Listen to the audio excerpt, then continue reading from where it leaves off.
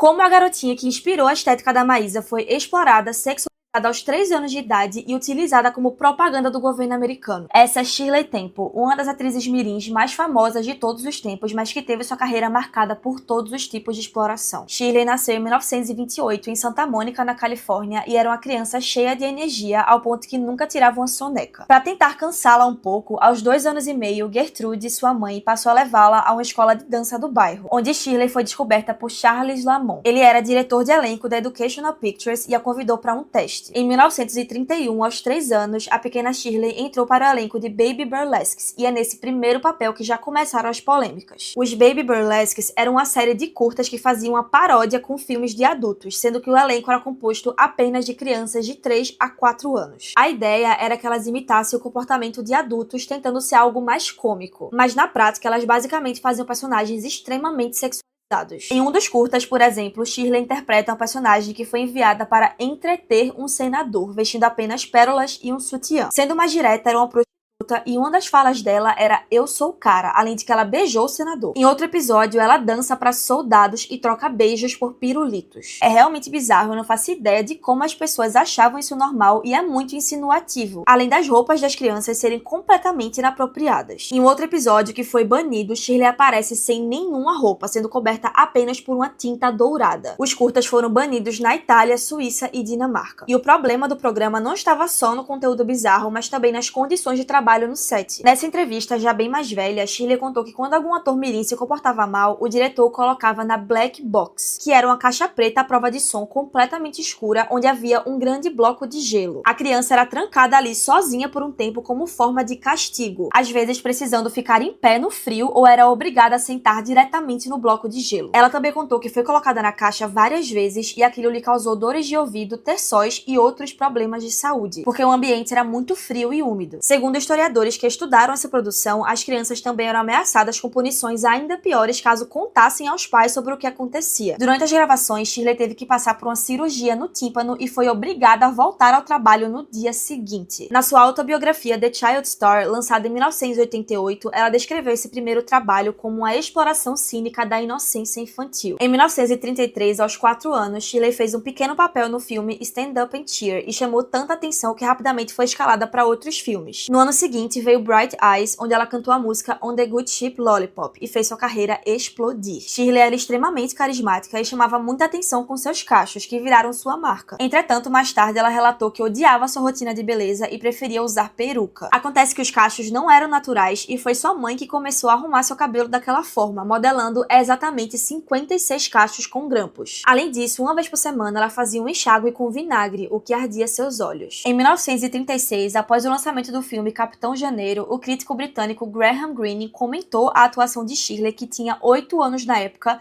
dizendo: "Seu traseiro bem formado e bem desenvolvido se torcia durante sapateado." Sobre outro filme da garotinha, o crítico disse que usando saias curtas ela era uma gracinha e que tinha uma perversidade cheia de covinhas. Graham Greene tinha uma espécie de obsessão por ela e chegou a insultá-la chamando de uma anã de 50 anos. Ele foi processado e Shirley venceu, mas isso não o impediu de continuar se referindo a ela como uma anã. Durante 3 anos, entre 1935 e 38, Shirley foi a atriz número 1 das bilheterias do mundo, chegando a receber um Oscar juvenil especial, o que é muito raro para uma criança. O The New York Times noticiou na época que ela era mais fotografada que o próprio presidente Roosevelt. Porém, tem um detalhe que explica o tamanho da fama dela, que é o momento histórico dos Estados Unidos. O país estava vivendo a Grande Depressão, sua pior crise econômica da história. Quando milhões de pessoas estavam desempregadas, a população buscava qualquer maneira de fugir da realidade. Os filmes que Shirley participava eram exatamente o que os americanos precisavam, histórias otimistas. O próprio presidente comentou que, em um período tão difícil, era maravilhoso que por apenas 15 centavos alguém pudesse ir até o cinema, olhar para o rosto sorridente de uma criança e esquecer os problemas por algumas horas. Nesse contexto, Shirley Temple se tornou um símbolo nacional, passando a ser uma distração da Grande Depressão. Sua imagem estava o tempo todo em revistas, anúncios e produtos, ao ponto que estimativas da época dizem que seu rosto aparecia em publicações cerca de 20 vezes por dia. Seu trabalho no cinema continuou, mas foi marcado por assédio e exploração. Ainda em sua autobiografia, Shirley contou que quando tinha cerca de 12 anos foi assassinada por Arthur Freed, que era produtor musical da MGM. Durante uma reunião sem a presença dos pais dela, ele disse que tinha algo feito especialmente para ela, então desabotoou sua calça e mostrou suas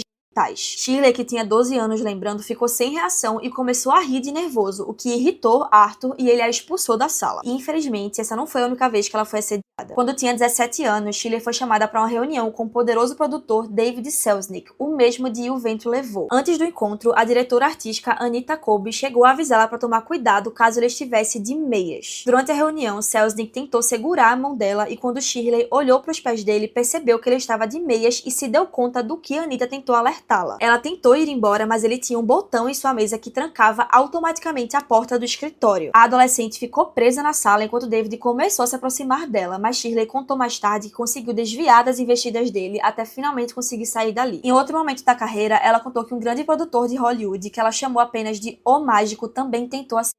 Quando ela o recusou, ele respondeu com uma ameaça, dizendo que muito em breve se tornaria um executivo muito importante e que os dois teriam que se dar bem. A resposta de Shirley foi sarcástica e ela disse que aquilo até poderia estar no contrato dele, mas não estava no dela. Em outra ocasião, o comediante e produtor George Jesse a chamou para uma reunião particular, afirmando que iria discutir um papel muito grande com ela. Quando eles ficaram sozinhos, ele a atacou fisicamente, soltou seu cinto e tentou levantar a blusa dela. Mas Shirley reagiu dando uma joelhada forte na virilha dele. Mais tarde, ao relembrar o momento, ela disse que viu dor, nojo e ódio no rosto de Jesse e que não sentiu absolutamente nenhuma pena dele. Conforme ela crescia, aconteceu algo que é bem comum entre atores mirins. As pessoas foram perdendo o interesse nela. Shirley chegou a fazer alguns filmes na adolescência, mas em 1950, aos 21 anos de idade, anunciou sua aposentadoria do cinema. Quando atingiu a maioridade, ela descobriu que também havia sido explorada de uma outra forma, a financeira. No auge da sua carreira, é estimado que ela tenha gerado cerca de 3,2 milhões de dólares com seus filmes e produtos, o que hoje seria o equivalente a 70 milhões. Acontece que quem administrava seu dinheiro era o próprio pai dela, George Temple. Só que ele não tinha nenhum tipo de formação financeira e acabou sendo convencido a fazer uma série de investimentos ruins, que fez com que ele perdesse praticamente tudo. Quando teve acesso à sua conta, Shirley descobriu que restavam apenas 44 mil dólares, o equivalente a 1 milhão. Apesar disso, ela afirmou que nunca sentiu ressentimento do pai e que ele não tinha uma educação financeira para administrar tanto dinheiro, ainda mais durante a época da Grande Depressão. Ao longo das décadas seguintes, Shirley começou a se envolver cada vez mais com política. Em 1967, ela se candidatou para uma vaga no Congresso nos Estados Unidos, mas não venceu a eleição. Apesar disso, a campanha abriu portas e ela começou a participar de debates e eventos sobre política internacional. 2 anos depois, o presidente Richard Nixon a nomeou delegada dos Estados Unidos na Assembleia Geral das Nações Unidas, o que marcou o início da sua carreira diplomática. Shirley passou a ocupar cargos cada vez mais importantes e foi embaixadora dos Estados Unidos em Gana por 2 anos, tornando-se também chefe de protocolo dos Estados Unidos, sendo a primeira mulher a ocupar a função. Já no fim da Guerra Fria, em 89, o presidente George W. Bush a nomeia embaixadora dos Estados Unidos na Tchecoslováquia. Com tudo isso, Shirley Temple acabou construindo uma segunda carreira completamente diferente do que teve em Hollywood. Ela passou a ser reconhecida também como uma diplomata respeitada dentro da política americana. Shirley Temple foi a atriz mirim mais famosa da história e continuou influenciando outras crianças na televisão. No Brasil, por exemplo, a estética da Maísa Silva na infância, com cachos bem marcados, vestidinhos infantis e uma imagem de uma criança bem carismática, foi diretamente influenciada pela estrela americana. Shirley morreu em 2014, aos 85 anos, de uma doença pulmonar, que teria sido causada pelo cigarro, já que ela foi fumante na maior parte da sua vida.